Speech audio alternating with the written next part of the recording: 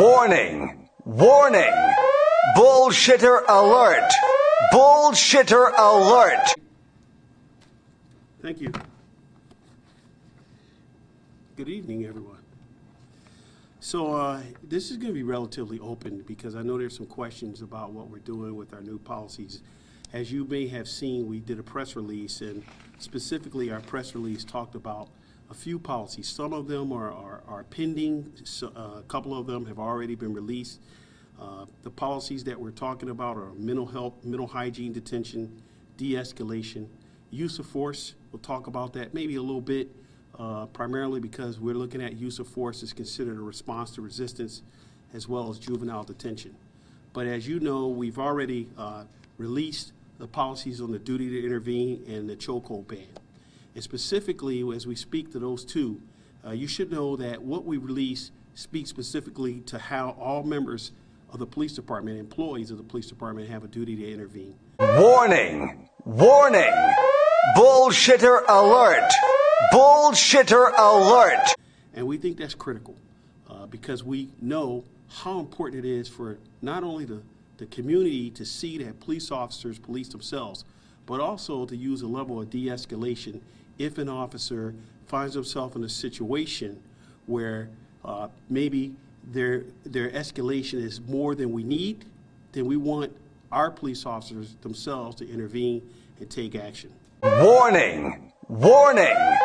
Bullshitter alert! Bullshitter alert! We also have in place measures for police officers that don't intervene. Obviously, if that doesn't happen, we'll be taking a critical look at what transpired because we want to hold ourselves accountable. And I think that's critical as well. Warning! Warning! Bullshitter alert! Bullshitter alert! So those that involve themselves in an intervention are required to notify a supervisor as soon as possible. And obviously, we want our supervisors more involved in taking critical actions with respect to ensuring that we're doing a good job there. We'll also release some information on the chokehold ban.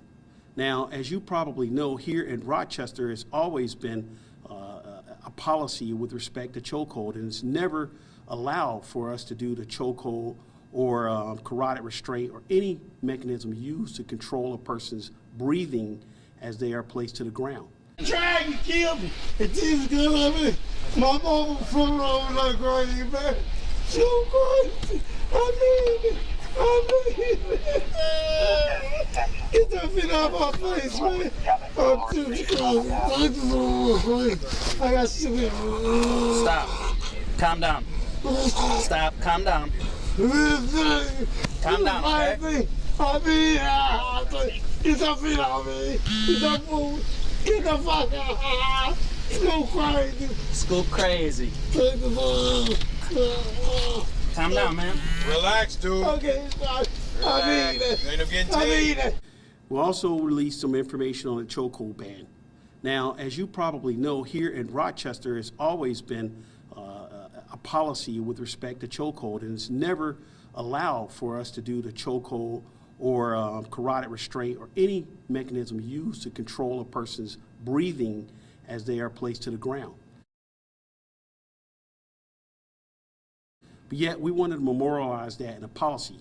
So we created a chokehold policy. As you know, here in New York, there's an aggravated strangulation statute that prohibits the chokehold. So for us, it was important that we use that as part of our reform efforts.